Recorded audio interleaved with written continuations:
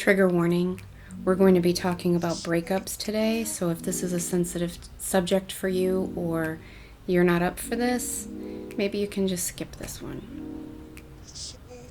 I've had some requests lately to share my experience with how to manage a breakup from a spiritual perspective, or how to heal when you're a spiritual person and you've gone through this heartbreak. So that's what we're going to be talking about today. If you're up for this, buckle up and let's get into it.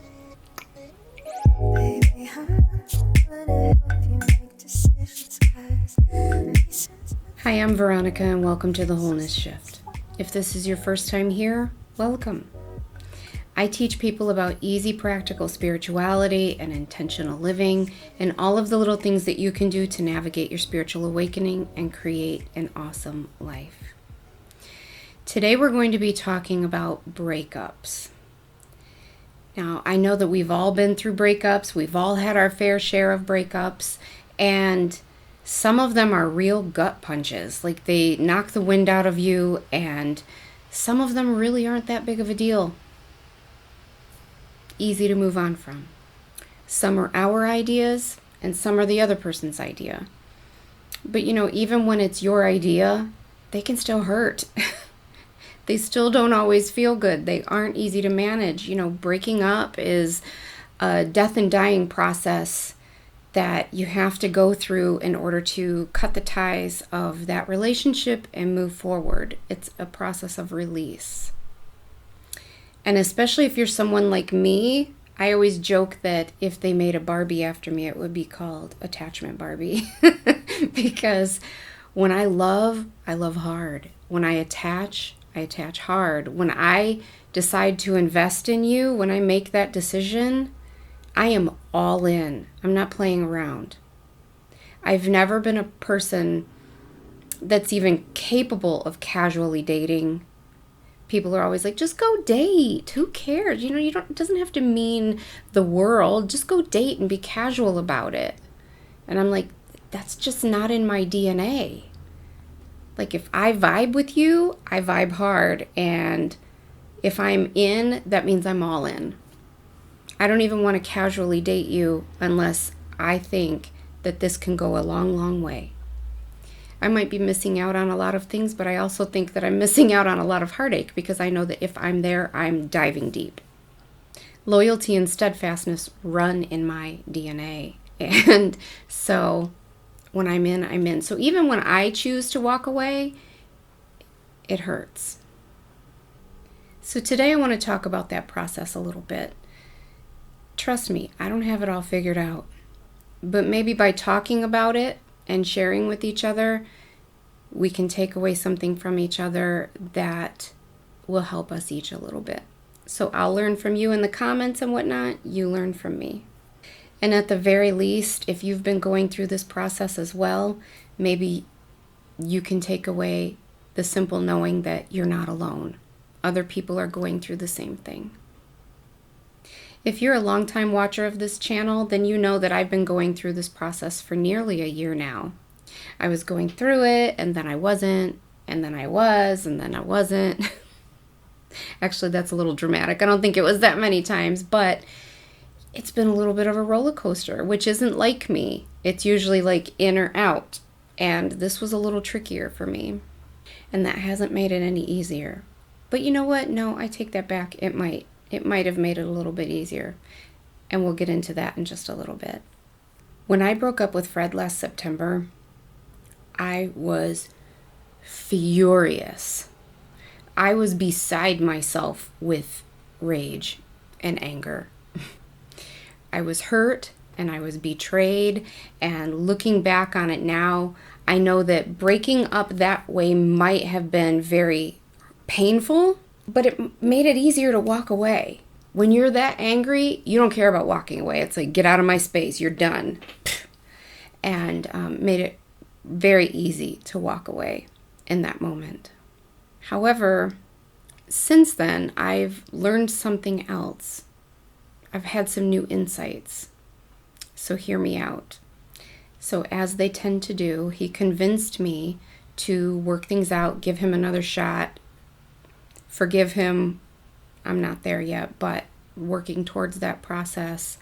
And we were together for another 6 months, and it was awesome. I was very happy. This is the man I saw myself spending the rest of my life with. I never wanted to break up with him. I was never unhappy with him. And so it was very easy to fall back into that situation. The problem is that I still hadn't healed from that hurt and betrayal. I mean, it's a process. And if you know, you know. If you've ever been in a situation like that where you are that hurt and betrayed, you know that this healing process can take months, years, decades.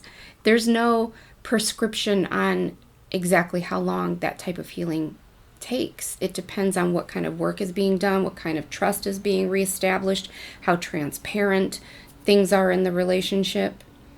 There's a process, and it certainly takes more than a few months.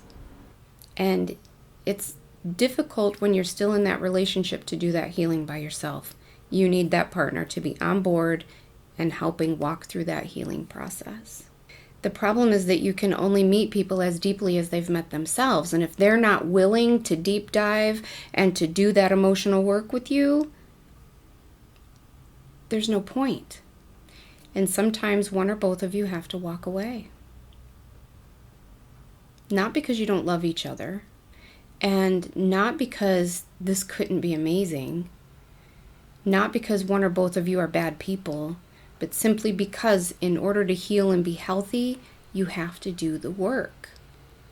And if one or both of you are not willing to do the work, then you can't be there. You can't sustain this. It's not sustainable in a healthy, functional fashion.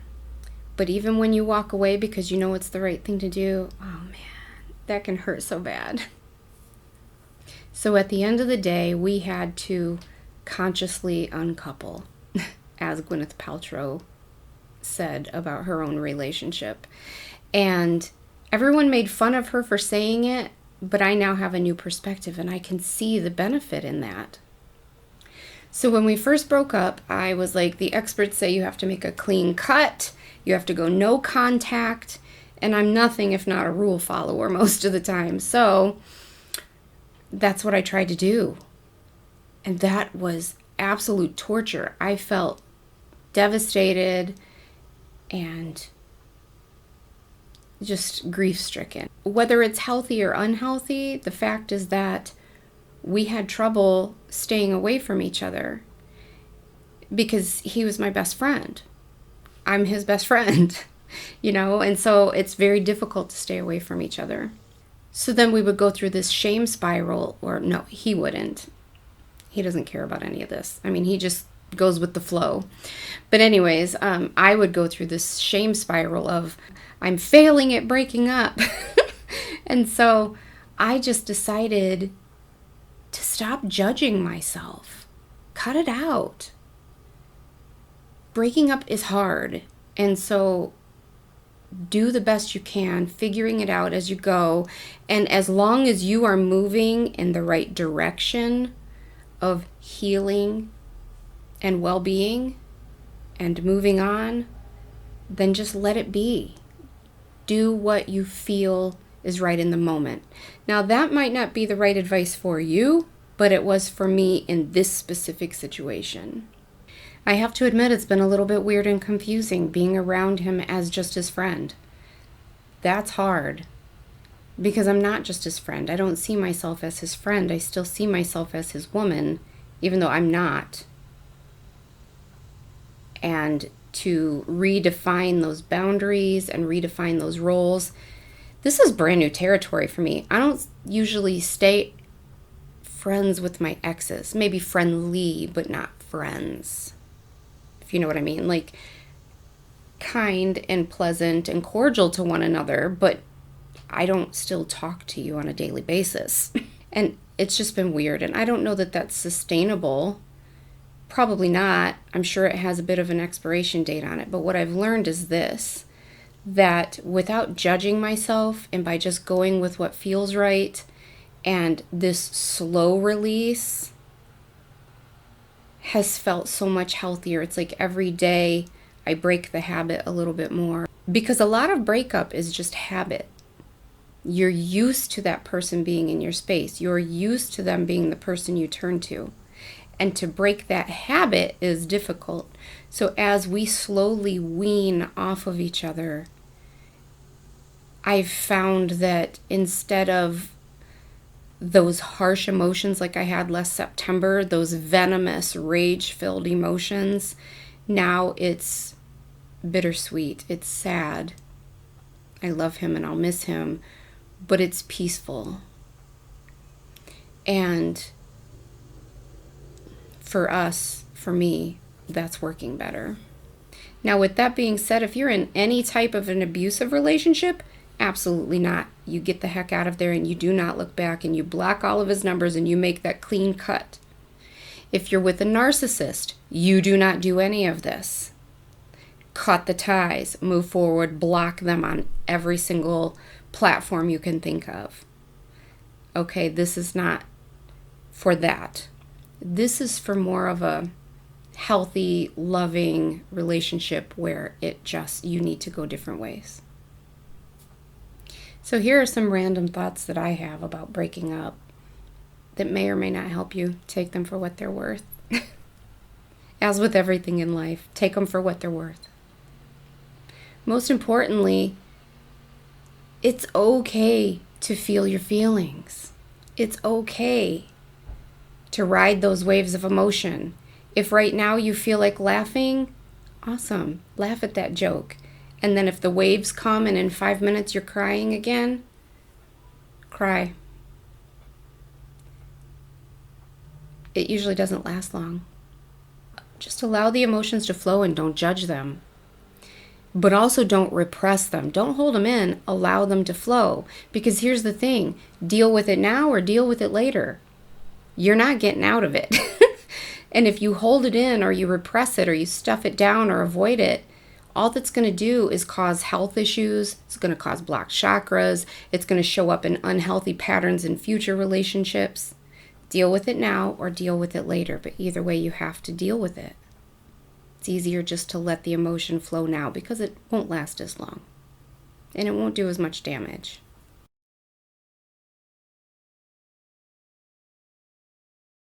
Number 1, stages of grief. I've read that there are stages of grief related to ending of relationships, just as there are stages of grief related to death and dying. I'll pop them up on the screen here so you can see them. But they are denial, desperate for answers, anger, bargaining and relapse, depression, acceptance, and then hope. You may smoothly move through these. You may move to one and get stuck there for a little while. Try not to get stuck. Most common is that you'll see yourself moving through and then you'll bounce back and then you'll go forward and then you'll bounce back. That's completely normal. As long as most of the time and most of the momentum is spent in forward motion, you're healing. Number 2, find even the smallest amount of comfort wherever you can find it. Do what feels good and eat that ice cream, drink that wine. Spend time with your animals. Stay in your pajamas all day. Stay in your pajamas for 2 days. Whatever feels good to you in that moment, do it. As Spomi would say, do whatever takes you closer to the divine. Whether that's cussing or yelling or laughing or whatever. I remember when he first told me this and I laughed and questioned it. I was like, are you kidding me? I was always so shamed for saying a curse word. I mean, in the Christian community, you just don't do that. But he said, if in that moment, I mean, this isn't for all the time. You don't go around raging all the time. But in moments where your vibes are so low and you're so full of grief or whatever the case may be, whatever moves the needle just a little bit, if in that moment screaming at the universe feels better, do it. Because it just moved the needle just slightly up. It raised your vibes just that much. And that's what's important. Get the needle moving in the right direction. Number 3, get quiet. Be still and have some quiet time with yourself. Turn your ringer off. Spend time with yourself. Reflect and process all of the thoughts and emotions that are coming from this situation, and reflect on where you are right now. If you're a journaler, write down your thoughts. Did you lose yourself in that person? Did you let your boundaries slip? Did you see red flags and you ignored them? Where could you have done better? What did you learn? What are your core beliefs that either affected that relationship or are affecting your healing? Are there any unhealthy ones that need dealt with? Start working on that shadow work. I wanted to chime in. Just spend time alone, regrouping and refocusing. Number 4, write down your personal team of healers. Who are the people around you that lift you up, that encourage you, that check in on you? Write those names down and energetically honor those people. For me, it's a group of women, it's my friends. So write them down and honor them. And then anytime those lies start to creep back into your mind, that you're all alone and that nobody cares, refer to that list and remind yourself. Number 5, remember who you are. Come back to center and decouple yourself. Get back to eating the way you want to eat. Get back to watching the TV or the movies that you want to watch, without the filter of anyone else on your decisions. Take time to be creative, or to work out, or to spend time with your friends. Remove the traces of that person from your space. Clear it out of that other energy and get back to being yourself. The other thing that you can do is do a cord cutting ceremony if you feel like it, if you're drawn to this. Take 2 little candles, be safe, put them somewhere safe on a fireproof dish around something where fire won't be dangerous, and decide ahead of time which candle represents which person. Tie a little cord around it and then light the candles. And when you light them, set the intention that when the cord burns, that the deep connection between the two of you will sever.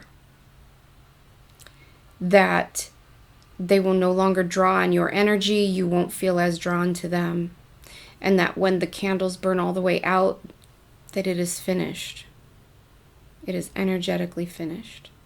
That doesn't mean you can never be friendly with them again, but that deep drawing that's making you grieve won't still be there. Number 6. I know I've kind of touched on this, but it needs said again. Embrace the little moments of joy when you found them. You're not betraying yourself or anyone else if you have a moment when you just laugh because you heard something funny, or you're hanging out with friends and you just feel light and happy. That's awesome. Embrace those moments when you can find them. Because when you're going through something like this, there's enough grief. There's enough grief to go around. Enjoy the simple little moments of pleasure when and wherever you can find them. Number 7, remind yourself that it's going to be okay. This isn't the final level. This is the stepping stone to the next level. This is an opportunity to grow and do better with your choices. So stop future tripping. The path will unfold all on its own in front of you. You don't have to worry about it. The next chapter is going to present itself when it's time. So stay in the flow and just heal. Just be here. Be here in the now and just allow things to be and unfold. Just do the next right thing. That's all you have to worry about.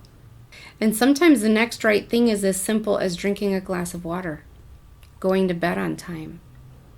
Sometimes that's as simple as it is. Don't forget to take all the time that you need. There is no hurry. You have all the time in the world. Yes, you do. Don't argue. Yes, you do. I've already decided that I don't want to date for at least another year. At least. Making this decision for myself takes the pressure off of myself. There's no pressure to get out there. There's no pressure to allow people in or to feel like you're not doing it right. I'm honoring myself and showing myself that someone's going to have to be more impressive than my solitude and my healing to get in here. And then only when it is time. You know, Spomi always says that what's meant for you won't miss you. It's impossible to screw it up. If something's really meant for you, it'll still be there when you're ready. And so I don't have to stress out worrying that I'm going to miss an opportunity or that I need to jump on every opportunity that presents itself or every man that presents himself. If that's the right one for me, they'll still be there. The opportunity will still be there. And if it's not, they weren't meant for me. I just need to be myself and do the work on myself and allow the universe to do its thing. The universe is conspiring for my success and yours. So I know that whenever I feel that it's time, no matter how long that takes, the timing will be perfect.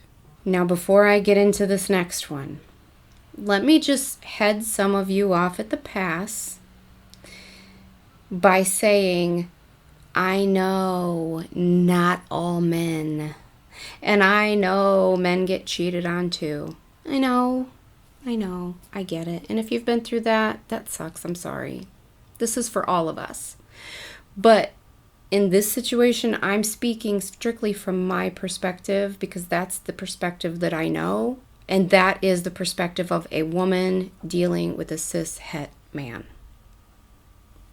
All right. Number 8. This is a big one. You have to remember that the choices other people make and the things that they do have nothing to do with you or your worth or your lovability. Other people's decisions and actions are not a reflection of your worthiness. I'm speaking to you as much as I'm speaking to me. When someone cheats, especially as women, we tend to internalize that and say, what's wrong with me? Why was I not good enough? Right? I'm guilty of this as much as anybody. But I mean, come on, ladies. Women rule the fucking world. Literally, all life comes from the female, from the feminine. We funnel the universe through our being to create life. Nothing would exist here without us. Nothing. Creation is feminine. Sensuality is feminine. The feminine is literally what makes this world go round. It is what most men are seeking and what most men are wanting. And yet we're really going to question our worth and desirability because someone's dusty ass son decided to step out of line and act like a dog? Honey, all that did was show us that they are lacking the integrity and the qualities that make them a man that is worth being in our presence. All that was a reflection of their worthiness, not ours. And if you need to rewind that and watch that back, please do, as many times as you need to. They didn't cheat because of you. He didn't cheat because of me. They cheat because they are lacking integrity and they are lacking love for themselves. They are also lacking the worthiness to remain in your presence. And all of that is their stuff, not yours. That's their baggage to carry, not yours. So don't walk through the rest of this world feeling their unworthiness as if it's your own. It's not your job to carry their baggage. That's their job. Let him have his stuff. This is yours. This is mine. And that's not mine. So don't fall down a rabbit hole of self-blame. Keep your perspective. Number 9. It's also helpful to change your perspective on the idea that you lost something. That breaking up means you lost something. Now, I'm not saying you won't grieve them, you won't miss them, etc. But you didn't lose anything. Let me give you some examples. If you have some bread in the cupboard and you go to make a sandwich and you see that the bread's moldy and you throw it away, do you grieve the bread, or did you just realize that the bread had met its expiration date? Not everything is meant for an indefinite amount of time. Some things have expiration dates. Some things aren't meant to be around forever. Some things only have so much good or life in them. I'm sure everybody has a junk drawer just like I do. And so say the remote control batteries die and you go get a couple AA's out of the junk drawer, pop them in, but you have no idea if those had been used a little bit. Are they fresh? You don't know. But who cares? You put them in and then you'll see how much life they have in them. Maybe they'll die in a week and maybe you'll get several months out of them. It is what it is. The life that's in something is the life that's in something, right? Imagine that you buy a new pair of shoes and these are the most comfortable pair of shoes. You can't imagine how you would ever need or want another pair of shoes again. However, in like 2 or 3 months, your feet are hurting every day, you're getting blisters, the sole comes off of the bottom. Those shoes, they seemed awesome in the beginning, but they only had a couple months of good life in them. So sometimes in relationship, that's a couple months. Sometimes it's a couple of years. Sometimes it's a couple of dates. Either way, be grateful when you see how much life that person has in it. I mean, you can be disappointed, but you know what? They seemed awesome in the beginning, but they showed you that they had about 6 good months in them. Or they had about 2 good years in them, and then it all went to hell. They weren't made for long term. Some cars, some vehicles are meant for smooth city driving. They're luxurious and they're smooth. They're not made to go off-roading. Some vehicles you can drive around town and you can also take them off-road onto rougher terrain. They're built to handle more, right? So keep your perspective. You didn't necessarily lose anything just because you were shown that that person didn't have a long relationship in them. Number 10, challenge the lies that your mind is telling you, that your ego is telling you. For example, if you're being told the lie, I am unworthy and unlovable, I must be a bad partner. Challenge that. That's not true. When my mind is telling myself this, I break it down and I'll say things like, that's not true. I never have trouble finding a partner or finding someone who's attracted to me. People find me objectively attractive and desirable when it comes to a relationship. I bring a lot to the table. I'm educated. I have a good job. I can be funny. I can be a smart ass. I'm a good, loyal partner. And further evidenced by whenever relationships end, they always come back at least once because I wasn't the problem. I was a good partner and I'm good to be with. I wasn't the problem. So they always try to come back at least once. So lie dismissed. As we talked about earlier, if your ego is trying to tell you that you're all alone, nobody loves you, look at your team of personal heroes. Look at that support system that you have. Whatever these lies may be that are showing up, address them and rebut them and get rid of them. At the end of the day, the bottom line is this. It's done. It's over and it's complete. The contract that you had with that individual has been completed and it is now finished.